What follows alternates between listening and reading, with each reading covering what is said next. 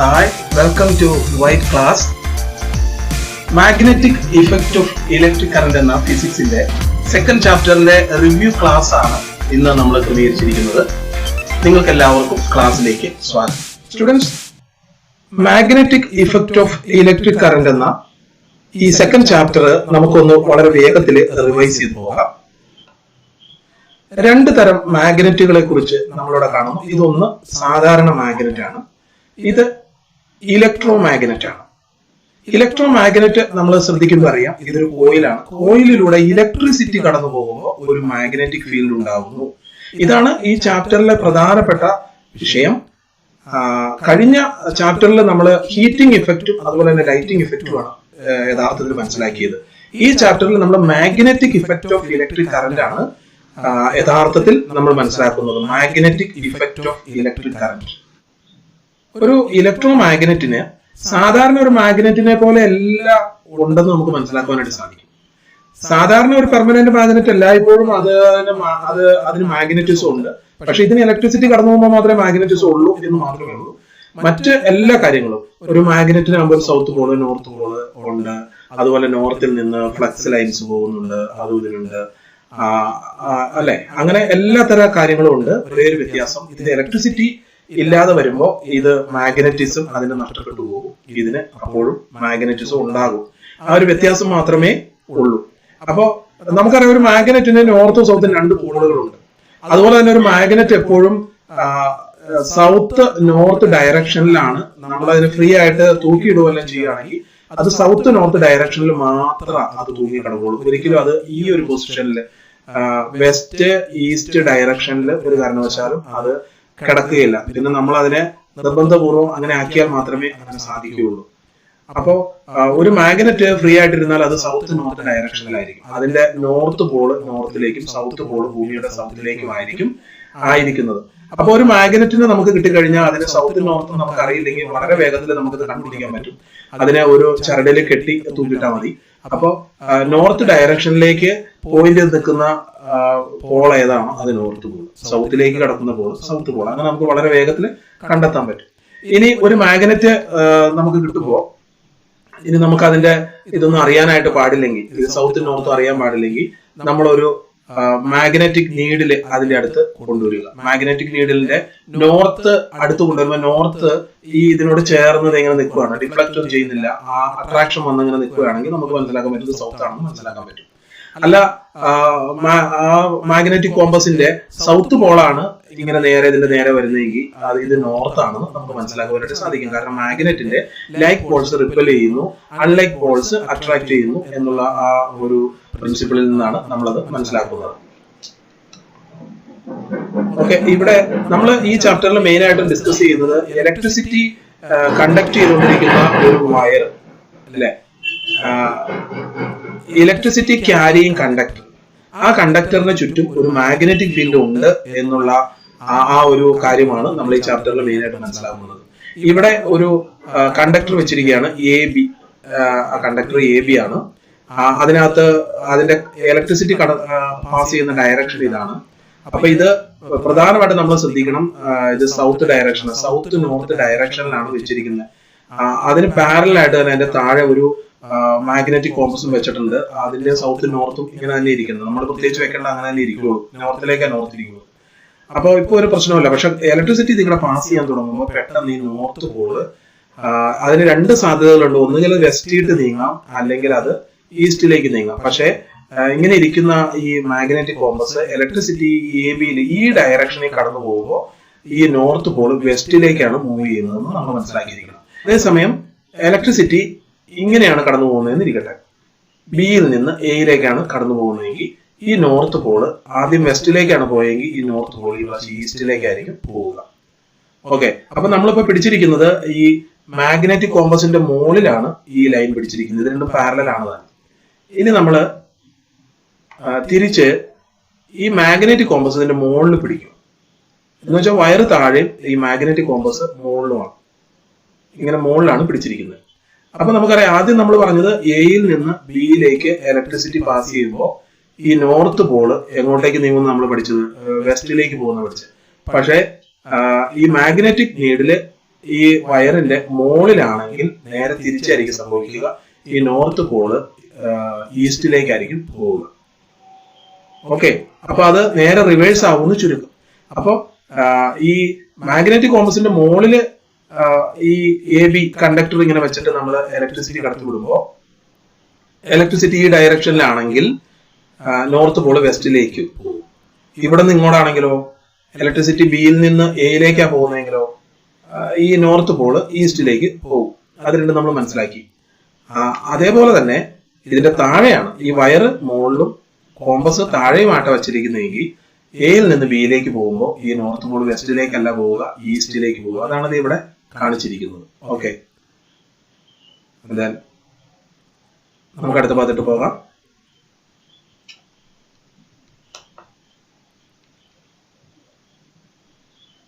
ഇനി ഇവിടെ നമുക്ക് എഴുതാനുണ്ട് എയിൽ നിന്ന് direction of current from A to B, direction of motion of north pole. North pole എങ്ങോട്ടേക്ക് പോകും? നമ്മൾ കണ്ടത് വെസ്റ്റിലേക്ക് പോകും. ഇനി അതുപോലെ തന്നെ direction of current from B to A, അപ്പൊ നോർത്ത് പോള് ഈസ്റ്റിലേക്കാണ് പോകുന്നത്. ഇനി നമ്മൾ അതിനെ കണ്ടക്ടർ താഴെ പിടിച്ചു, keeping the conductor below the magnetic needle. Magnetic നീഡിലിന്റെ താഴെയാണ് ഇപ്പൊ കണ്ടക്ടർ വെച്ചിരിക്കുന്നത്, ഞാൻ പറഞ്ഞല്ലോ. അപ്പൊ അങ്ങനെ വരുമ്പോ ഈ നോർത്ത് പോള് എയിൽ നിന്ന് ബിയിലേക്ക് കറണ്ട് പോകുമ്പോൾ ഇവിടെ വെസ്റ്റിലേക്കാണ് പോയെങ്കിൽ ഈ പ്രാവശ്യം നേരെ തിരിയും, ഈസ്റ്റിലേക്ക് പോകും, ഇവിടെ വെസ്റ്റിലേക്കും പോകും. അങ്ങനെ നമ്മളിത് തിരിച്ചറിഞ്ഞിരിക്കണം. നമ്മൾ കണ്ടു ഒരു കോയിലിലൂടെ ഇലക്ട്രിസിറ്റി കടന്നു പോയിക്കൊണ്ടിരിക്കുന്ന സമയത്ത് അതിന്റെ അടുത്ത് ഒരു മാഗ്നറ്റിക് നീഡില് നമ്മൾ കൊണ്ടുവന്നു കഴിഞ്ഞിട്ടുണ്ടെങ്കിൽ മാഗ്നറ്റിക് നീഡിൽ ഡിഫ്ലക്ട് ചെയ്യുന്നു നമ്മൾ കണ്ടു. അപ്പൊ അതിന്റെ കാരണം എന്താണ്? ഇലക്ട്രിസിറ്റി ഒരു കണ്ടക്ടറിലൂടെ പാസ് ചെയ്യുമ്പോൾ അതിനു ചുറ്റും ഒരു മാഗ്നറ്റിക് ഫീൽഡ് ഉണ്ടാവും.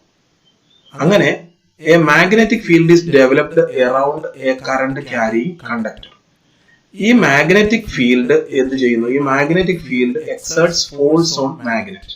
അപ്പോ ഈ കോയിലിലൂടെ ഇലക്ട്രിസിറ്റി കടന്നു പോകുമ്പോൾ ഇതിന് ചുറ്റും ഒരു മാഗ്നറ്റിക് ഫീൽഡ് ഉണ്ടാവും. ഈ മാഗ്നറ്റിക് ഫീൽഡ് ഈ മാഗ്നറ്റിന്റെ മേല് ഒരു ഫോഴ്സ് എക്സെപ്റ്റ് ചെയ്യുന്നു, ഒരു ബലം പ്രയോഗിക്കുന്നു. അതിന്റെ ഫലമായിട്ടാണ് ഇത് ഡിഫ്ലക്ട് ചെയ്യുന്നതെന്ന് നമുക്ക് മനസ്സിലാക്കുവാനായിട്ട് സാധിക്കും. ഇനി മാഗ്നറ്റിക് ഫീൽഡിന്റെ ഡയറക്ഷൻ, ഇലക്ട്രിസിറ്റിയുടെ ഡയറക്ഷനും തമ്മിലുള്ള ബന്ധമാണ് നമ്മളിവിടെ നോക്കുവാനായിട്ട് പോകുന്നത്.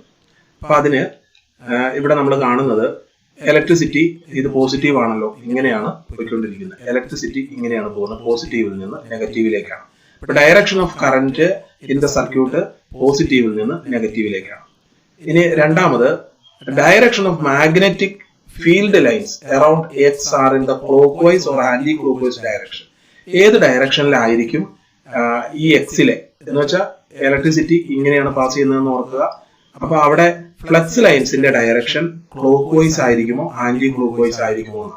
അപ്പൊ അത് കണ്ടെത്താനായിട്ട് നമ്മളൊരു എങ്ങനെ നമുക്കത് മനസ്സിലാക്കാൻ സാധിക്കും? അതുപോലെ തന്നെ ഈ വൈയിലെ ഇലക്ട്രിസിറ്റി കടന്നു പോകുന്ന ഈ ഡയറക്ഷനാണ്. അപ്പൊ മാഗ്നറ്റിക് ഫീൽഡിന്റെ ഡയറക്ഷൻ ഏതാണ്? നമുക്കറിയാം, ഈ റൈറ്റ് ഹാൻഡ് തമ്പ് റൂള് നമ്മൾ മനസ്സിലാക്കിയിട്ടുണ്ട്. Right hand thumb rule, James Clerk മാക്സ്വെല്ലിന്റെ റൈറ്റ് ഹാൻഡ് തമ്പ് റൂൾ അനുസരിച്ച് നമ്മള് ഇലക്ട്രിസിറ്റിയുടെ ഡയറക്ഷനിൽ നമ്മുടെ തമ്പ് പിടിക്കുന്നു അല്ലെ, ഫിംഗേഴ്സ് മാഗ്നറ്റിന്റെ ഡയറക്ഷൻ ആയിരിക്കും കാണിക്കുക. അപ്പൊ ഈ ചിത്രം നിങ്ങൾ നോക്കുക, വലത് കൈ ഇങ്ങനെ മടക്കി പിടിച്ചിരിക്കുക. അപ്പൊ ഇലക്ട്രിസിറ്റി ഈ ഡയറക്ഷനിലാണ് കടന്നു പോകുന്നത്. ഇലക്ട്രിസിറ്റിയുടെ ഡയറക്ഷനിൽ നമ്മുടെ തമ്പ് നേര് പിടിക്കാൻ ശ്രദ്ധിക്കണം. കണ്ടോ? അപ്പൊ നമ്മുടെ ഫിംഗേഴ്സ് എങ്ങനെയാ വരുന്നതെന്ന് കണ്ടല്ലോ. ഫിംഗേഴ്സ് ഇത് ഇങ്ങനെ വരുന്നത് എന്ന് വെച്ചാൽ ഇത് ക്ലോക്ക് കറങ്ങുന്നതിന്റെ നേരെ reverse direction, anticlockwise direction ആണ് ഇവിടെ വരിക. ഈ എക്സില് ആന്റി ക്ലോക്ക് വൈസ് ഡയറക്ഷൻ ആണ്. അതും വൈയിലാവുമ്പോൾ നമ്മൾ കൈ ഇങ്ങനെ പിടിക്കാൻ പറ്റില്ല, തമ്പിനയില് നമുക്ക് താഴേട്ട് പിടിക്കേണ്ടി വരും അല്ലെ. താഴേട്ട് പിടിക്കുമ്പോൾ ഇതെങ്ങനെയായിരിക്കും വരിക? ഇത് ക്ലോക്ക് വൈസ് ഡയറക്ഷനിലായിരിക്കും വിരലുകൾ, ഫിംഗേഴ്സ് വരിക. അല്ലെങ്കിൽ നിങ്ങളുടെ കൈ അതിന് നേരെ ഇങ്ങനെ പിടിച്ചു നോക്കിയാൽ മാത്രം മതി, വലത് കൈ ആയിരിക്കണം എന്ന് മാത്രം. കണ്ടോ, ഞാനിപ്പോ താഴേട്ട് പിടിച്ചപ്പോ എങ്ങനെ വന്ന ഫിംഗർ ഇങ്ങനെ വന്നിരിക്കുന്നത് നിങ്ങൾക്കത് കാണുവാനായിട്ട് സാധിക്കും. അപ്പോ right hand thumb rule, James Clerk മാക്സ്വെല്ലിന്റെ റൈറ്റ് ഹാൻഡ് തമ്പ് റൂൾ. അപ്പൊ റൈറ്റ് ഹാൻഡ് തമ്പ് റൂൾ കണ്ടുപിടിച്ച ആളെ നിങ്ങൾ ഓർത്ത് വെക്കണം, ജെയിംസ് ക്ലാർക്ക് മാക്സ്വെൽ ആണ്. അപ്പോ ഈ റൈറ്റ് ഹാൻഡ് തമ്പ് റൂൾ എന്തിനുള്ളതാ? ഒരു കോയിലിലൂടെ ഇലക്ട്രിസിറ്റി കടന്നു പോകുമ്പോൾ അതിന് ചുറ്റും ഉണ്ടാകുന്ന മാഗ്നറ്റിക് ഫീൽഡ് ക്ലോക്ക്വൈസ് ആണോ ആന്റി ക്ലോക്ക്വൈസ് ആണോ എന്ന് അറിയാൻ വേണ്ടിയാണ് ഈ റൂള് നമ്മൾ ഉപയോഗിക്കുന്നത്. ഇതിന്റെ മറ്റൊരു പേരാണ് റൈറ്റ് ഹാൻഡ് സ്ക്രൂ റൂൾ. അതിന്റെ കാരണം ഞാൻ ക്ലാസ് വീഡിയോയിൽ എക്സ്പ്ലെയിൻ ചെയ്തിരുന്നു. ഇവിടെ നമ്മുടെ ടെക്സ്റ്റിലെ ചിത്രമാണ്. ആ ചിത്രം നോക്കിയാൽ നമുക്ക് മിസ്റ്റേക്ക് ആയിട്ട് തോന്നും. അപ്പോൾ അത് നമ്മൾ ഓർക്കും ഇത് ഇങ്ങോട്ടേക്കും ഈ ലൈൻ ഇങ്ങോട്ടേക്കോ കണക്ട് ചെയ്തേക്കണെന്ന് ഓർക്കും. പക്ഷെ അത് തിരിഞ്ഞു പോയിട്ടുണ്ട്. ഈ ലൈൻ നമുക്കറിയാം. ഇവിടെ വരുമ്പോ ഇവിടെ നോക്കി സിയില് ഇലക്ട്രിസിറ്റിയുടെ ഡയറക്ഷൻ ഇങ്ങനെയാ വരുന്നത്, കണ്ടോ? ഇങ്ങോട്ടേക്കാ വരുന്നത്. അപ്പൊ ഇത് ആന്റി ക്ലോക്ക്വൈസ്. ആന്റി ക്ലോക്ക്വൈസ് ഉണ്ടെങ്കിൽ ഇലക്ട്രിസിറ്റി ഇങ്ങനെയാണല്ലോ വരേണ്ടത്. ഈ ഡയറക്ഷനിലാണല്ലോ ഇലക്ട്രിസിറ്റി പോകേണ്ടത്. അപ്പൊ ഇലക്ട്രിസിറ്റി ഇവിടുന്ന് പോസിറ്റീവ് ഇതാ. അപ്പൊ പോസിറ്റീവ് എന്ന് തന്നെ കണ്ടോ? അപ്പൊ ഇത് ഇങ്ങനെ വന്നേ പറ്റൂ. അപ്പൊ ഇങ്ങനെയാണ്. അതുപോലെ തന്നെ എയിൽ നമ്മൾ നോക്കിക്കഴിഞ്ഞാൽ അത് ക്ലോക്ക്വൈസ് ആണ്. കാരണം എന്തായിരിക്കും? അവിടെ ഇലക്ട്രിസിറ്റിയുടെ ഡയറക്ഷൻ നമ്മൾ നോക്കിക്കഴിഞ്ഞാൽ ഇങ്ങനെ വരുമ്പോ ഇങ്ങനെ താഴേക്ക് അവിടെ ഡയറക്ഷൻ വരുന്നത് കണ്ടോ? എയിൽ താഴേക്കാണ് ഇലക്ട്രിസിറ്റിയുടെ ഡയറക്ഷൻ വരുന്നത്. അപ്പോൾ ആ ഡയറക്ഷനിൽ തമ്പ് പിടിക്കുമ്പോൾ ഇത് ആന്റി ക്ലോക്ക്വൈസ് ആയിട്ട് നമുക്ക് മനസ്സിലാക്കാനായിട്ട് സാധിക്കും. അടുത്ത ചിത്രം നോക്കിക്കഴിഞ്ഞാൽ ഇവിടെയും AB ഒരു കോയിലാണ് കൊടുത്തിരിക്കുന്നത്. അത് സൗത്ത് നോർത്ത് ഡയറക്ഷനിലാണ് ആ കോയിൽ വെച്ചിരിക്കുന്നത്. നടുക്കായിട്ട് ഒരു മാഗ്നറ്റിക് കോമ്പസ് വെച്ചിട്ടുണ്ട്. മാഗ്നറ്റിക് കോമ്പസിന്റെ നീഡിൽ ഇപ്പോ ഇരിക്കുന്നത് എങ്ങനെയായിരിക്കും? ഈ ഡയറക്ഷനിൽ തന്നെ ആയിരിക്കും നീഡിലും ഇരിക്കുന്നത്, അല്ലെ? ഇങ്ങനെ തന്നെ ആയിരിക്കും അതിന്റെ നീഡിലും ഇരിക്കുക.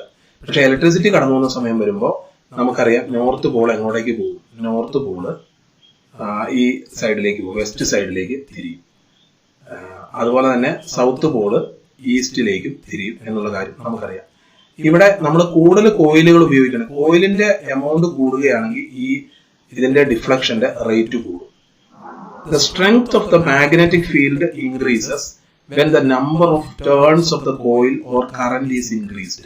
രണ്ട് തരത്തില് ഈ സ്ട്രെങ്ത് ഓഫ് ഈ ഇലക്ട്രോ മാഗ്നറ്റിന്റെ സ്ട്രെങ്ത് നമുക്ക് വർദ്ധിപ്പിക്കാൻ പറ്റും. ഒന്ന് നമ്പർ ഓഫ് ടേൺസ്. ഇതിന്റെ ടേൺസ് കൂട്ടിക്കഴിഞ്ഞാൽ, ചുറ്റുകളുടെ എണ്ണം കൂട്ടിക്കഴിഞ്ഞാൽ സ്ട്രെങ്ത് കൂടും. അതുപോലെ തന്നെ ഇതിലൂടെ കടന്നു പോകുന്ന കറണ്ടിന്റെ ഇന്റൻസിറ്റി വർദ്ധിപ്പിച്ചു കഴിഞ്ഞാലും മാഗ്നറ്റിക് ഫീൽഡ് അതിന്റെ സ്ട്രെങ്ത് വർദ്ധിക്കുമെന്ന് നമ്മൾ മനസ്സിലാക്കിയിരിക്കണം. ഒരു ചോദ്യമുണ്ട്, various factors affecting the magnetic effect of electricity. അതാണ് നമ്മൾ അടുത്തതായിട്ട് നോക്കാൻ പോകുന്നത്. സോളിനോയിഡ് എന്താണെന്ന് നമുക്ക് നോക്കാം. ഒരു സോളിനോയിഡ് എന്ന് വെച്ചിട്ടുണ്ടെങ്കിൽ A solenoid is an insulated wire wound in the shape of A helix. ഒരു സർപ്പിൾ ആകൃതിയിൽ ചുറ്റിയെടുത്ത ഒരു കവചിത ചെമ്പൂമി, ഇൻസുലേറ്റഡ് വയർ ആണ് ഒരു സോളിനോയിഡ് എന്ന് പറയുന്നത്. സർപ്പിൾ ആകൃതി എന്ന് പറഞ്ഞാൽ നമുക്കറിയാലോ, സർപ്പിൾ ആകൃതി നിങ്ങൾക്ക് അറിയാവുന്നതാണ്. സർപ്പിൾ ആകൃതി ഇങ്ങനെ ഈ ആകൃതിയിൽ ചുറ്റിയെടുത്തത്. അപ്പോൾ ഒരു സോളിനോയിഡിലൂടെ ഇലക്ട്രിസിറ്റി കടന്നു പോകുമ്പോൾ നമുക്കറിയാം അത് മാഗ്നറ്റ് ആയിട്ട് മാറും. അപ്പൊ ആ മാഗ്നറ്റിന്റെ നമുക്ക് സൗത്ത് നോർത്ത് എങ്ങനെ കണ്ടെത്താം? അത് ഞാൻ വീഡിയോയിലൂടെ നിങ്ങൾക്ക് കാണിച്ചു തന്നിട്ടുണ്ട്. നമ്മള് ഒരു സോളിനോയിഡ് എടുത്ത് നമുക്ക് ഫേസ് ചെയ്ത് പിടിക്കുക. അതിന്റെ ഒരു പോള് നമുക്ക് അഭിമുഖമായിട്ട് പിടിക്കുക. അപ്പോൾ ഇലക്ട്രിസിറ്റി ഇങ്ങനെ ക്ലോക്ക് വൈസ് ഡയറക്ഷൻ ആണെങ്കിൽ അത് സൗത്ത് പോളായിരിക്കും. ഓക്കെ, ഇനി നമ്മള് ഈ അറ്റം നമുക്ക് അഭിമുഖമായിട്ട് പിടിക്കണേ. നമുക്ക് അഭിമുഖമായിട്ട് ഈ അറ്റം പിടിക്കുമ്പോൾ ഇവിടെ ഇലക്ട്രിസിറ്റി ആന്റി ക്ലോക്ക് വൈസ് ആണ് പോകുന്നതെങ്കിൽ അത് നോർത്ത് പോകും. അപ്പൊ എപ്പോഴും നമുക്കൊരു സോളിനോയിഡില് അതിന്റെ സൗത്ത് ആണോ നോർത്ത് ആണെന്ന് അറിയണമെങ്കിൽ അതിനെ നമുക്ക് ഫേസ് ചെയ്ത് പിടിക്കണം. അപ്പൊ അതിലെ ഇലക്ട്രിസിറ്റി ക്ലോക്ക് വൈസ് ആയിട്ടാണോ, ഇലക്ട്രിസിറ്റി ക്ലോക്ക് വൈസ് ആയിട്ടാണോ ആന്റി ക്ലോക്ക് വൈസ് ആയിട്ടാണോ റൊട്ടേറ്റ് ചെയ്യുന്നത് നോക്കണം.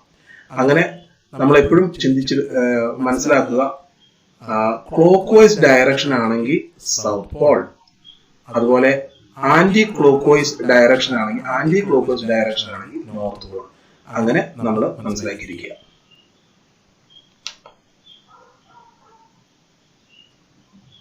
രണ്ട് മാഗ്നറ്റുകൾ തമ്മിൽ താരതമ്യം ചെയ്യാനാണ് ഇവിടെ കൊടുത്തിരിക്കുന്നത്. രണ്ടിലും ഫ്ലക്സ് ലൈൻസ് ഉണ്ട്. ഇവ തമ്മിലുള്ള വ്യത്യാസങ്ങൾ 3 മേഖലകളിൽ ഈ രണ്ട് മാഗ്നറ്റ് തമ്മിൽ വ്യത്യാസമുണ്ട്. ഇത് ഇലക്ട്രോ മാഗ്നറ്റ് ആണ്, പെർമനന്റ് മാഗ്നറ്റ് ആണ്. ഒന്ന് change in permanency of the magnetism. ഇതിന്റെ മാഗ്നറ്റിസം പെർമനന്റ് ആണ്, ഇവിടെ എഴുതിയിട്ടുണ്ട്, അത് പെർമനന്റ് ആണ്. ഇതിന്റെ മാഗ്നറ്റിസം ടെമ്പററി ആണ്. ഇനി രണ്ടാമത്തെ വ്യത്യാസത്തിന് നമ്മൾ ഇവിടെ നോക്കാം, പൊളാരിറ്റി. ഇതിന്റെ പൊളാരിറ്റി എപ്പോഴും പെർമനന്റ് ആയിരിക്കും. എന്ന് വെച്ചാൽ ഇതിന് എപ്പോഴും ഒരു പെർമനന്റ് സൗത്ത് ഒരു പെർമനന്റ് നോർത്തും ഉണ്ടായിരിക്കും. പക്ഷെ ഇതിന്റെ പൊളാരിറ്റി നമുക്ക് എന്ത് ചെയ്യാൻ പറ്റും, സൗത്തും നോർത്തും ചേഞ്ച് ചെയ്യിപ്പിക്കാൻ പറ്റും. കാരണം ബാറ്ററി ഇട്ട് കൊടുക്കുന്നതിന്റെ ബാറ്ററിയുടെ പോസിറ്റീവും നെഗറ്റീവും മാറ്റി മാറ്റി കൊടുത്തു കഴിഞ്ഞാൽ ഇതിന്റെ പൊളാരിറ്റി ചേഞ്ച് ചെയ്യാനായിട്ട് നമുക്ക് പറ്റും. പൊളാരിറ്റി ചേഞ്ച് ചെയ്യാനായിട്ട് പറ്റും. ഇനി മൂന്നാമതായിട്ട് സ്ട്രെങ്ത് ഓഫ് ദ മാഗ്നറ്റിസം. ഇതിന്റെ സ്ട്രെങ്ത് എപ്പോഴും ഒരു ഫിക്സഡ് സ്ട്രെങ്ത് ആയിരിക്കും ഇതിന്റെ. എന്ന് വെച്ചാൽ ഈ മാഗ്നറ്റിന് സ്ട്രെങ്ത് അത് പെർമനന്റ് തന്നെയായിരിക്കും, പെർമനന്റ് ആയിരിക്കും. സ്ഥിരമായ ഒരു സ്ട്രെങ്ത് ഉണ്ടാവുള്ളൂ ഈ മാഗ്നറ്റിന്. അതിന്റെ ആ കാന്തശക്തി വർദ്ധിപ്പിക്കാനോ അല്ലെങ്കിൽ കുറയ്ക്കാനോ ഒന്നും സാധിക്കില്ല. പക്ഷെ ഇതിന്റെ അങ്ങനെയല്ല. ഇലക്ട്രോ മാഗ്നറ്റിന്റെ നമുക്ക് ചേഞ്ച് ചെയ്യാനായിട്ട് പറ്റും, അല്ലെ? എന്ന് വെച്ചാൽ കൂടുതൽ ടേൺസ് കൊടുക്കുകയോ അല്ലെങ്കിൽ കൂടുതൽ ഇന്റൻസിറ്റി ഉള്ള ഇലക്ട്രിസിറ്റി കൊടുക്കുകയോ ചെയ്തു കഴിഞ്ഞാൽ ഇതിന്റെ കാന്തശക്തി വർദ്ധിച്ചു വരും. അപ്പോൾ ഈ രണ്ട് മാഗ്നറ്റുകൾ തമ്മിലുള്ള 3 വ്യത്യാസങ്ങൾ. ഒന്ന്, ഇതിന്റെ മാഗ്നറ്റിസം പെർമനന്റ് ആണ്, ഇതിന്റെ മാഗ്നറ്റിസം പെർമനന്റ് അല്ല. ഇതിന്റെ രണ്ടാമതായിട്ട് ഇതിന്റെ പൊളാരിറ്റി എപ്പോഴും ഫിക്സഡ് ആണ്, ചേഞ്ച് ചെയ്യാൻ പറ്റില്ല. ഇതിന്റെ പൊളാരിറ്റി ഫിക്സ് ചെയ്യാൻ പറ്റും. അതുപോലെ ഇതിന്റെ മാഗ്നറ്റിക് സ്ട്രെങ്ത് അല്ലെങ്കിൽ മാഗ്നറ്റിസം അതിന്റെ സ്ട്രെങ്ത് പെർമനന്റ് ആണ്, അല്ലെങ്കിൽ അത് വർദ്ധിക്കില്ല, ഒരിക്കലും കുറഞ്ഞു പോകാനേ സാധ്യതയുള്ളൂ. ഇതിന്റെ നമുക്ക് ചേഞ്ച് ചെയ്യിപ്പിക്കാൻ പറ്റും. നമ്പർ ഓഫ് ടേൺസ്, അതുപോലെ തന്നെ കടത്തിവിടുന്ന ഇലക്ട്രിസിറ്റിയുടെ ഇന്റൻസിറ്റി വ്യത്യാസപ്പെടുത്തി കഴിഞ്ഞാൽ ഇതിന്റെ മാഗ്നറ്റിക് സ്ട്രെങ്ത് നമുക്ക് വ്യത്യാസപ്പെടുത്താനായിട്ട് സാധിക്കും. ഈ ചാപ്റ്ററിന്റെ വളരെ പ്രധാനപ്പെട്ട ഒരു ഏരിയ ആണിത്. ഇലക്ട്രിസിറ്റി കടന്നു പോകുന്ന ഒരു കണ്ടക്ടറാണ് AB. നമുക്ക് കാണാൻ പറ്റും AB-യിലൂടെ ഇലക്ട്രിസിറ്റി കടന്നു പോകുന്നു. പക്ഷെ AB ഫ്രീ ആയിട്ട് ഇങ്ങനെ അനങ്ങാൻ പാകത്തിന് ഹാങ് ചെയ്തിട്ടിരിക്കുകയാണ് AB-നെ. ഇതൊരു കണ്ടക്ടറാണെന്ന് ചിന്തിക്കുക. അതിനെ ഒരു മാഗ്നറ്റിന്റെ മാഗ്നറ്റിക് ഫീൽഡിലാണ് ഇതിനെ വെച്ചിരിക്കുന്നത്. ഈ മാഗ്നറ്റ് ഒരിക്കലും മൂവ് ചെയ്യില്ല, കാരണം അതിനെ നല്ലോണം ഉറപ്പിച്ചു വെച്ചിരിക്കുക. അപ്പോൾ ഈ AB എന്ന് പറയുന്ന കണ്ടക്ടറിലൂടെ ഒരു ഇലക്ട്രിസിറ്റി കടന്നു പോകുന്നതാണ് നമ്മൾ കാണുന്നത്. അങ്ങനെ ഇലക്ട്രിസിറ്റി കടന്നു പോകുമ്പോൾ നമുക്കറിയാം ഈ AB ഒരു മാഗ്നറ്റ് ആയിട്ട് മാറും. അപ്പോൾ ഇലക്ട്രിസിറ്റി കടന്നു പോകുന്നതിന് മുമ്പ് ഇത് AB അവിടെ ഒരു പ്രശ്നമില്ലാതെ അവിടെ സ്റ്റില്ലായിട്ട് അവിടെ നിന്നോളും. പക്ഷെ ഇതിലൂടെ സ്വിച്ച് ഓൺ ചെയ്ത് കഴിയുമ്പോൾ AB-യിലൂടെ ഇലക്ട്രിസിറ്റി കടന്നു പോകും. അപ്പൊ AB ഒരു മാഗ്നറ്റ് ആയിട്ട് മാറും. അപ്പൊ AB മാഗ്നറ്റ് ആകുമ്പോൾ ആ മാഗ്നറ്റും ഈ മാഗ്നറ്റും തമ്മിൽ, ഈ രണ്ട് മാഗ്നറ്റിക് ഫീൽഡുകൾ തമ്മിൽ ഒന്നുമില്ല അട്രാക്ഷൻ അല്ലെങ്കിൽ റിപ്പൽഷൻ വരും. അപ്പൊ അതിന്റെ ഫലമായിട്ട് ഒന്നും അല്ലെങ്കിൽ ഈ മാഗ്നറ്റ് അനങ്ങൂല, അത് ഫിക്സ് ചെയ്ത് വെച്ചിരിക്കുക. ഈ മാഗ്നറ്റ് ഒന്നും അല്ലെങ്കിൽ ഇങ്ങോട്ടേക്ക് നീങ്ങും AB, അല്ലെങ്കിൽ AB കുറച്ചും കൂടെ അങ്ങോട്ടേക്ക് നീങ്ങിപ്പോകും. അപ്പൊ ഏതെങ്കിലും ഒന്ന് സംഭവിക്കാനായിട്ട് സാധ്യതയുണ്ട്. അപ്പോൾ ഒരു മാഗ്നറ്റിക് ഫീൽഡിൽ സ്ഥിതി ചെയ്യുന്ന ഒരു കണ്ടക്ടർ, ഇലക്ട്രിസിറ്റി കടന്നുപോയിക്കൊണ്ടിരിക്കുന്ന ഒരു കണ്ടക്ടറിന്റെ മേലെ ഒരു ഫോഴ്സ് എക്സെപ്റ്റ് ചെയ്യപ്പെടുന്നുണ്ട് എന്നുള്ളൊരു തത്വമാണ് നമ്മളിവിടെ മനസ്സിലാക്കുന്നത്. ഈ ഒരു തത്വം ഉപയോഗിച്ചാണ് മോട്ടറൊക്കെ വർക്ക് ചെയ്യുന്നത്. ഇതിനെ ഡെവലപ്പ് ചെയ്താണ് മോട്ടോർ പ്രിൻസിപ്പിൾ എന്ന് നമ്മൾ പറയുന്നത്. അപ്പോൾ ഇപ്പൊ നമുക്ക് AB ഇങ്ങോട്ട് നീങ്ങാനുള്ള സാധ്യതയുണ്ട്, ബാക്കിട്ട് നീങ്ങാനുള്ള സാധ്യതയുണ്ട്. അപ്പോൾ അത് എങ്ങോട്ട് നീങ്ങും എന്ന് നമുക്ക് കണ്ടെത്തണമെങ്കിൽ അതിനുള്ള ഒരു പ്രിൻസിപ്പിളാണ് നമ്മൾ മനസ്സിലാക്കുന്നത്. ഈ മാഗ്നറ്റിന്റെ മൂവ്മെന്റ് ഇത് മുന്നോട്ട് നീങ്ങണോ അതെയോ ബാക്കിയിട്ട് പോകണോ എന്ന് തീരുമാനിക്കുന്ന 2 കാര്യങ്ങളാണ്. ഒന്ന്, direction of current. Direction of കറന്റിനനുസരിച്ച് ഇതിന്റെ പൊളാരിറ്റി മാറും, ഈ AB-യുടെ പൊളാരിറ്റി മാറും. അപ്പൊ കറണ്ടിന്റെ ഡയറക്ഷനും അതുപോലെ തന്നെ മാഗ്നറ്റിക് ഫീൽഡ്, ഇതിന്റെ നോർത്ത് സൗത്ത് ഇങ്ങനെ കിടക്കുന്നു. ഇത് സൗത്ത് നോർത്തും ആണെങ്കിൽ വേറെ വരും, വ്യത്യാസം വരും. അപ്പോൾ ഒരു കണ്ടക്ടറിന്റെ മൂവ്മെന്റിനെ സ്വാധീനിക്കുന്ന ഇൻഫ്ലുവൻസ് ചെയ്യുന്ന 2 കാര്യങ്ങൾ. ഒന്ന്, അതിലൂടെ കടന്നു പോകുന്ന കറണ്ടിന്റെ ഡയറക്ഷൻ. 2, മാഗ്നറ്റിന്റെ ഡയറക്ഷൻ, അല്ലെ? മാഗ്നറ്റിക് ഫീൽഡിന്റെ ഡയറക്ഷനും കറണ്ടിന്റെ ഡയറക്ഷനും. ഈ 2 ഡയറക്ഷനിൽ വ്യത്യാസം വരുത്തിയാൽ നമുക്ക് ഇതിന്റെ മൂവ്മെന്റ് മുന്നോട്ടോ അല്ലെങ്കിൽ പുറകോട്ടോ ആക്കി മാറ്റുവാനായിട്ട് സാധിക്കും. അപ്പോൾ ഇത് ഉപയോഗിച്ചുകൊണ്ട് ഫ്ലെമിങ്സ് ലെഫ്റ്റ് ഹാൻഡ് റൂൾ നമ്മൾ മനസ്സിലാക്കുന്നു. നമ്മൾ മനസ്സിലാക്കിയിരിക്കുന്നത് മോട്ടോർ പ്രിൻസിപ്പിൾ എക്സ്പ്ലെയിൻ ചെയ്യാനാണ്. ഒരു മോട്ടോറിന്റെ കോയിൽ എങ്ങോട്ടേക്ക് മൂവ് ചെയ്യുന്നത് കാണിക്കാൻ വേണ്ടിയാണ് ലെഫ്റ്റ് ഹാൻഡ് റൂൾ ഉപയോഗിക്കുന്നത്. അതേസമയം ജനറേറ്ററിനാണ് റൈറ്റ് ഹാൻഡ് റൂൾ ഉപയോഗിക്കുന്നത്. അപ്പൊ നിങ്ങൾക്കറിയാം ഇത് എങ്ങോട്ട് മൂവ് ചെയ്യണമെന്ന് അറിയണമെങ്കിൽ നമുക്കറിയാം ഈ നമ്മൾ 3 ഫിംഗറുകളാണ് ഉപയോഗിക്കുന്നത്. അതില് 4 ഫിംഗർ അല്ലെങ്കിൽ ചൂണ്ടുവിരല്, പിന്നെ മിഡിൽ ഫിംഗർ, അതുപോലെ തന്നെ തമ്പ് ഫിംഗർ. ഇങ്ങനെ 3 ഫിംഗറുകളാണ് യൂസ് ചെയ്യുന്നത്. അതിനകത്ത് നമുക്ക് ഈ തമ്പ് ഫിംഗർ ഇതെങ്ങോട്ട് മൂവ് ചെയ്യുന്നു കാണിക്കുന്നതാണ്. അപ്പൊ പക്ഷെ ഈ 2 ഫിംഗറുകൾ നമുക്ക് പറയാനായിട്ട് പറ്റും, പെർപെൻഡിക്കുലർ ആയിട്ട് പിടിക്കണം. ഈ മിഡിൽ ഫിംഗർ ഇലക്ട്രിസിറ്റിയുടെ ഡയറക്ഷനാണ്, ഇലക്ട്രിസിറ്റി കടന്നു പോകുന്ന ഡയറക്ഷനിൽ നമ്മൾ പിടിക്കണം. ഈ 4 ഫിംഗർ നമ്മൾ മാഗ്നറ്റിന്റെ ഡയറക്ഷനിലാണ് പിടിക്കേണ്ടത്, മാഗ്നറ്റ് നോർത്തിൽ നിന്ന് സൗത്തിലേക്ക്. അങ്ങനെയാണ് നമ്മൾ നോക്കേണ്ടത്. അപ്പൊ നമ്മുടെ തമ്പനയിൽ ഏത് പൊസിഷനിൽ ഇരിക്കുമോ അങ്ങോട്ടേക്കായിരിക്കും ഇത് മൂവ് ചെയ്യുന്നതെന്ന് നമുക്ക് മനസ്സിലാക്കാൻ പറ്റും. ഇതാണല്ലോ ഫ്ലെമിങ്സ് ലെഫ്റ്റ് ഹാൻഡ് റൂൾ എന്ന് നമ്മൾ മനസ്സിലാക്കിയത്. ഇതിന്റെ മറ്റൊരു രൂപമാണ് motor principle. A conductor which can move freely and which is kept in A magnetic field. Magnetic ഫീൽഡിൽ ഫ്രീ ആയിട്ട് മൂവ് ചെയ്യാൻ പാകത്തിന് കെപ്റ്റ് ചെയ്തിരിക്കുന്ന ഒരു കണ്ടക്ടർ എക്സ്പീരിയൻസസ് എ ഫോഴ്സ്, അതിനകത്തൊരു ബലം എക്സ്പീരിയൻസ് ചെയ്യപ്പെടും when current passes through it and it moves. അപ്പോ ഒരു കണ്ടക്ടർ, ആ കണ്ടക്ടർ ഫ്രീ ആയിട്ട് മൂവ് ചെയ്യാൻ പാകത്തിൽ ഒരു മാഗ്നറ്റിക് ഫീൽഡിലാണ് അത് സൂക്ഷിച്ചിരിക്കുന്നതെങ്കിൽ അതിലൂടെ ഒരു ഇലക്ട്രിസിറ്റി കടന്നു പോകുമ്പോൾ അത് മൂവ് ചെയ്യും, അത് അനങ്ങും, അത് ചലിക്കും. ഇതാണ് motor principle. The working of electric motor is based on this principle. Students, ഇതൊരു ഇലക്ട്രിക് മോട്ടറാണ്. ഇലക്ട്രിക് മോട്ടറിന്റെ പ്രധാനപ്പെട്ട parts of an electric motor നമുക്ക് നോക്കാം. പാർട്സ് ഏതൊക്കെയാണ്? ഒന്ന്, ഇതൊരു മാഗ്നറ്റിക് പോൾസ്, ഒരു സെറ്റ് മാഗ്നറ്റിക് പോൾ നമുക്ക് കാണാം. പിന്നെ ഇതൊരു കോയിലാണ്. ഈ കോയിലിനെ നമ്മൾ വിളിക്കുന്ന ആർമേച്ചർ കോയിൽ എന്നാണ്, ആർമേച്ചർ. അതുപോലെ തന്നെ ഈ ആർമേച്ചർ കോയിലിന്റെ രണ്ടറ്റമുണ്ട്. രണ്ടറ്റങ്ങളും രണ്ട് സ്പ്ലിറ്റ് റിങ്ങിലേക്ക് സെറ്റ് ചെയ്തിരിക്കുക, അല്ലെ, ജോയിൻ ചെയ്തിരിക്കുക. സ്പ്ലിറ്റ് റിങ്ങുകൾ രണ്ട് ബ്രഷുകളിൽ B1 B2 രണ്ട് ബ്രഷുകളിൽ റബ്ബ് ചെയ്തുകൊണ്ടാണ് അത് കറങ്ങുന്നത്, റൊട്ടേറ്റ് ചെയ്യുന്നത്. ഇതിനകത്തിട്ട് ഇലക്ട്രിസിറ്റി കൊടുക്കുമ്പോൾ ഇത് കണ്ടിന്യൂസ് ആയിട്ട് റൊട്ടേറ്റ് ചെയ്യും. DC ആണ് ഇത്, DC മോട്ടറാണ്, DC ആണ് ഇതിലേക്ക് കൊടുക്കുന്നത്. അപ്പോൾ ഇതിന്റെ ഈ ആർമേച്ചർ എന്താണെന്ന് നമുക്ക് മനസ്സിലായി. ഈ സ്പ്ലിറ്റ് റിംഗ് കമ്മ്യൂട്ടേറ്റർ എന്ന് വെച്ചാൽ എന്താണ്, അതിന്റെ ഉപയോഗം എന്താണെന്ന് ഇവിടെ എഴുതിയിട്ടുണ്ട്. സ്പ്ലിറ്റ് റിംഗ് കമ്മ്യൂട്ടേറ്റർ എന്ത് ചെയ്യുന്നു? If the rotation of the armature is to be sustained, the direction of current through the armature should continuously keep on changing. ഈ ആർമേച്ചർ ഈ AB-യും ഈ CD-യും ഇങ്ങനെ മാറി മാറി വന്നുകൊണ്ടിരിക്കണം. AB ഇപ്പൊ നോർത്തിലാണ് നിൽക്കുന്നത്, CD സൗത്തിലാണ് നിൽക്കുന്നത്. അപ്പൊ അവിടെ അവർ ഒരിടത്ത് ഫിക്സ് ചെയ്ത് നിൽക്കാൻ പാടില്ല, ഇങ്ങനെ മാറി മാറി വന്നുകൊണ്ടിരിക്കണം. അപ്പൊ ഇതിന്റെ അകത്ത് ഇലക്ട്രിസിറ്റിയുടെ ഡയറക്ഷൻ, ഈ കൊടുക്കുന്ന ഇലക്ട്രിസിറ്റിയുടെ ഡയറക്ഷൻ ഇങ്ങനെ കണ്ടിന്യൂസ് ആയിട്ട് ചേഞ്ച് ചെയ്ത് കൊടുക്കാൻ വേണ്ടിയാണ് സ്പ്ലിറ്റ് റിംഗ് കമ്മ്യൂട്ടേറ്റർ ഉപയോഗിച്ചിരിക്കുന്നത്. ഇവിടെ എഴുതിയിട്ടുണ്ട്, the armature should continuously keep on changing. The split ring helps to change the direction of current. അപ്പോൾ ഇലക്ട്രിസിറ്റിയുടെ ഡയറക്ഷൻ കണ്ടിന്യൂസ് ആയിട്ട് ചേഞ്ച് ചെയ്യിക്കുന്നതിന് വേണ്ടിയാണ്, ഓരോ ഹാഫ് റൊട്ടേഷൻ കഴിയുമ്പോഴും ഇലക്ട്രിസിറ്റിയുടെ ഡയറക്ഷൻ ചേഞ്ച് ചെയ്യിപ്പിക്കുന്നതിന് വേണ്ടിയാണ് ഈ സ്പ്ലിറ്റ് റിംഗ് കൊടുത്തിരിക്കുന്നത്. ഈ സ്പ്ലിറ്റ് റിംഗിലൂടെ കറണ്ട് കടന്നു വരുമ്പോൾ DC ആണ് നമ്മൾ കൊടുക്കണമെങ്കിൽ ഈ കോയിലിലേക്ക് വരുന്ന AC ആയിട്ടാണ്. പകുതി ഒരു ഹാഫ് റൊട്ടേഷനിൽ ഒരു ഡയറക്ഷൻ ആണെങ്കിൽ അടുത്ത ഹാഫ് റൊട്ടേഷനിൽ അടുത്ത ഡയറക്ഷനിൽ വരും. ഡൈനമോ ആണെങ്കിലും അങ്ങനെ തന്നെ. അപ്പോൾ ഈ ഭാഗത്ത് AC ജനറേറ്റർ ആണെങ്കിലും DC ജനറേറ്റർ ആണെങ്കിലും AC മോട്ടർ ആണെങ്കിലും DC മോട്ടർ ആണെങ്കിലും ഏത് ഇതുപോലത്തെ എക്യുപ്മെന്റ്സ് ആണെങ്കിലും ഇത് AC ആയിരിക്കും. ഇതിന് വെളിയില് DC-യും ആയിരിക്കും എന്ന് നമുക്ക് മനസ്സിലാക്കുവാനായിട്ട് സാധിക്കും. ഈ മോട്ടോർ പ്രിൻസിപ്പിൾ ഉപയോഗിച്ച് വർക്ക് ചെയ്യുന്ന മറ്റൊരു ഉപകരണമാണ് മൂവിംഗ് കോയിൽ ലൗഡ് സ്പീക്കർ. നമ്മൾ വിചാരിക്കും ലൗഡ് സ്പീക്കറും മോട്ടറിന്റെ അതേ തത്വം അതിനകത്ത് ഉപയോഗിക്കുന്നത്. ലൗഡ് സ്പീക്കറിന്റെ പ്രധാന ഭാഗങ്ങൾ നമുക്ക് കാണുവാനായിട്ട് സാധിക്കും. ഇതിനൊരു ഡയഫ്രം ഉണ്ട്. സ്പീക്കർ നമ്മൾ കണ്ടിട്ടുണ്ടല്ലോ, അതൊരു കട്ടി കടലാസ് കൊണ്ട് ഉണ്ടാക്കിയതുപോലുള്ള ഒരു ഭാഗമാണ് ഡയഫ്രം. അത് കഴിഞ്ഞ് പിന്നെ ഒരു വോയിസ് കോയിൽ ഉണ്ട്. ആ വോയിസ് കോയിലിന്റെ ഇടയ്ക്കായിട്ട് ഒരു സോഫ്റ്റ് അയൺ കോറും നമുക്ക് കാണുവാനായിട്ട് സാധിക്കും. പിന്നെ ഒരു മാഗ്നറ്റ് നമുക്ക് കാണാം, അല്ലെ, ഒരു ഫീൽഡ് മാഗ്നറ്റ്. സ്പീക്കറിന്റെ ഒക്കെ പുറകിൽ വലിയ മാഗ്നറ്റ് ഇരിക്കുന്നതാണ്. അപ്പൊ ഒരു മാഗ്നറ്റും ഉണ്ട്, ഒരു കോയിലും ഉണ്ട്. ഈ കോയില് ഡയഫ്രത്തോട് ചേർത്ത് ബന്ധിപ്പിച്ചിരിക്കും. അപ്പൊ ഒരു മൈക്രോഫോണിൽ നിന്ന് വരുന്ന സൗണ്ട് ഇതിലൂടെ വന്ന് ഈ കോയിലിലൂടെ അങ്ങ് കടന്നു പോകുമ്പോൾ ഈ കോയില് അത് ഒരു മാഗ്നറ്റ് ആയിട്ട് മാറും. മാത്രമല്ല മാഗ്നറ്റ് സൗണ്ടിനനുസരിച്ചുള്ള ഇലക്ട്രിസിറ്റി ആയതുകൊണ്ട് ആ മാഗ്നറ്റിന്റെ സ്ട്രെങ്ത് വേരി ചെയ്തുകൊണ്ടിരിക്കും. അപ്പൊ ഈ കോയില് ഒരു മാഗ്നറ്റ് ആയിട്ട് മാറി. പിന്നെ ഇവിടെ ഇതും മാഗ്നറ്റ് ആണ്. അപ്പൊ ഈ രണ്ട് മാഗ്നറ്റുകളും തമ്മിൽ അട്രാക്ഷനും റിപ്പൽഷനും വരും. അപ്പൊ ഈ മാഗ്നറ്റ് ഇവിടെ ഫിക്സ് ചെയ്ത് വെച്ചിരിക്കുന്നതുകൊണ്ട് ഇതാണ് മുന്നോട്ടും പിന്നോട്ടും ചലിക്കുക.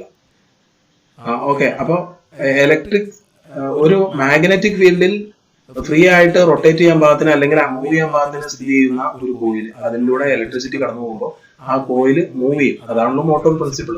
ആ പ്രിൻസിപ്പിൾ ആണ് ഇവിടെ ഉപയോഗിക്കുന്നത്. ഈ ലൗഡ് സ്പീക്കർ അങ്ങനെയാണ് വർക്ക് ചെയ്യുന്നത്. ഇവിടെ ചോദ്യങ്ങൾക്ക് നമുക്ക് ആൻസർ എഴുതാം. Where is the voice coil situated? Voice coil എവിടെയാണ് സിറ്റുവേറ്റ് ചെയ്യുന്നത്? ഒരു മാഗ്നറ്റിക് ഫീൽഡിലാണ് സിറ്റുവേറ്റ് ചെയ്യുന്നത്. മാഗ്നറ്റിക് ഫീൽഡിലാണ് സിറ്റുവേറ്റ് ചെയ്യുന്നത്. To which part is the diaphragm connected? ഈ ഡയഫ്രം കണക്ട് ചെയ്തിരിക്കുന്ന ഏത് പാർട്ടിലേക്കാണ്? വോയിസ് കോയിലിലേക്കാണ് ഡയഫ്രം കണക്ട് ചെയ്തിരിക്കുന്നത്. From where does the electric current reach the voice coil. ഈ വോയിസ് കോയിലേക്ക് ഇത് വരുന്നത് എവിടെ നിന്നാണ്? ഒരു ആംപ്ലിഫയറിൽ നിന്നാണ് നമ്മൾ പഠിച്ചിട്ടുള്ളത് അല്ലെ.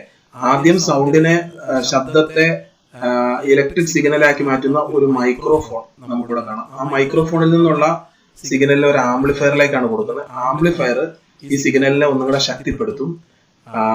അങ്ങനെ ആ ശക്തിപ്പെടുത്തിയ സ്ട്രെങ്തൻ ചെയ്ത ലൈനാണ് ഇതിനകത്തിട്ട് വരുന്നത്. അപ്പോൾ ഇതിന്റെ ക്രമം നമ്മൾ ഓർക്കണം. മൈക്രോഫോൺ, ആംപ്ലിഫയർ, ലൗഡ് സ്പീക്കർ, ഈ ഒരു ക്രമത്തിലാണ് ഇത് വർക്ക് ചെയ്യിപ്പിക്കുന്നത്.